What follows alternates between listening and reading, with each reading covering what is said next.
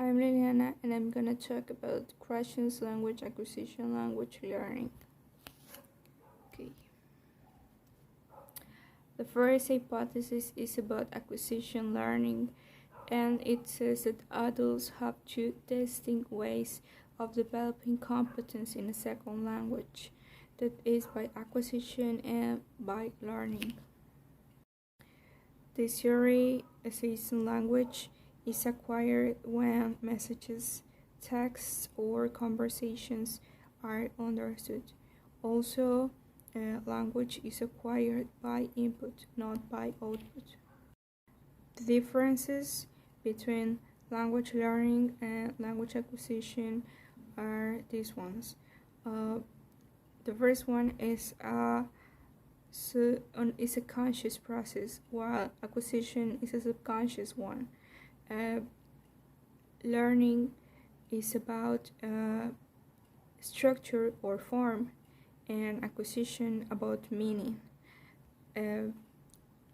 Learning is about results in accuracy, and learning and language acquisition is about accuracy and fluency. The monitor hypothesis says that the statements generated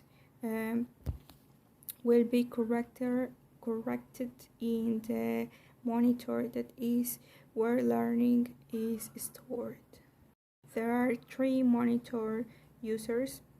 The first one is the over monitor user, and it says that that a student who doesn't rely on the competence developed in second language and is also verifying each statement or everything he or she produces. The under monitor user is careless about correctness, is very talkative, and there are more mistakes but more meaning. The optimal monitor users use monitor when appropriate and gives the impression of possessing the competence. So those are the users. Then we have the natural order hypothesis, and this hypothesis says that a structure is acquired, and this not necessarily correspond to the complexity of the structure, whether if it is difficult or easy.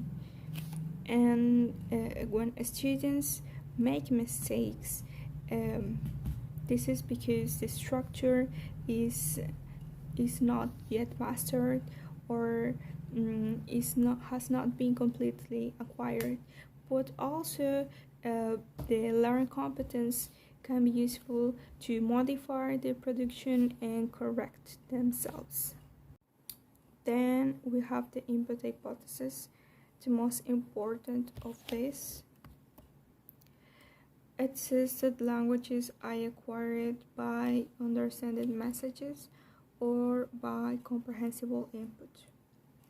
Also, it has to do with acquisition, not learning, and from input to production, there is a period when any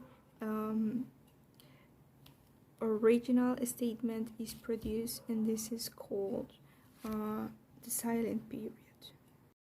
The effective filter hypothesis says that the LAT, or language acquisition device, or intake, is successful when the input or part of it reaches LAT after being filtered by this effective filter.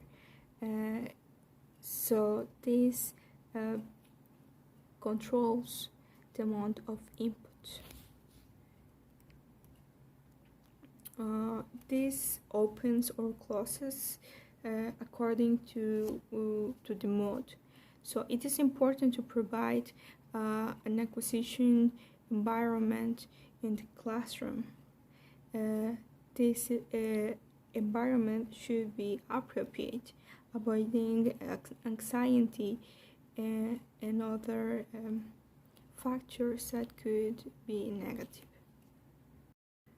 Then we have the silent period, and in this is necessary to internalize the information properly, because if this is broken, a negative attitude towards learning a new language may be developed or may appear.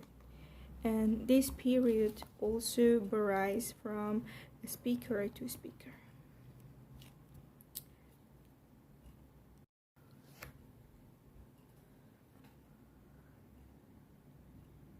Then the implications for teaching and learning English to children in my context include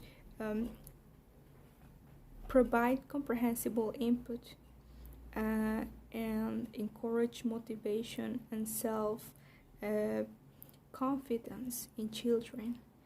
Explain